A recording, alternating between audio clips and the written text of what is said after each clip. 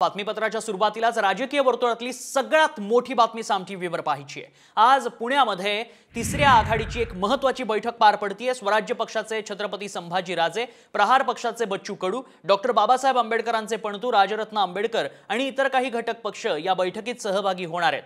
त्यामुळे ही तिसरी आघाडी मवियासाठी निश्चितच डोकेदुखीची ठरणार असल्याचं पाहायला मिळतंय। त्यामुळे आजच्या या बैठकीकडे राज्याचं लक्ष लागलंय। आगामी विधानसभा निवडणुकांच्या तोंडावर या तिसऱ्या आघाडीच्या बैठकीकडे राज्याचं लक्ष लागलंय। त्यामुळे ही तिसरी आघाडी जर स्थापन झाली तर मतांचं विभाजन होणार हे नक्की आहे। त्यामुळे याचा फटका कोणाला बसणार, याचा फायदा कोणाला होणार हे पाहणं देखील तितकंच महत्त्वाचं असणार आहे।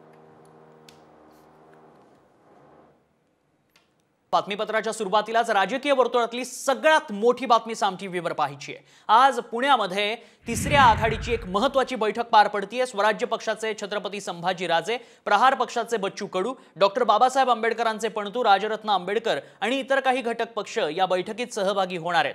त्यामुळे ही तिसरी आघाडी मवियासाठी निश्चितच डोकेदुखीची ठरणार असल्याचं पाहायला मिळतंय। त्यामुळे आजच्या या बैठकीकडे राज्याचं लक्ष लागलंय। आगामी विधानसभा निवडणुकांच्या तोंडावर या तिसऱ्या आघाडीच्या बैठकीकडे राज्याचं लक्ष लागलंय। त्यामुळे ही तिसरी आघाडी जर स्थापन झाली तर मतांचं विभाजन होणार हे नक्की आहे।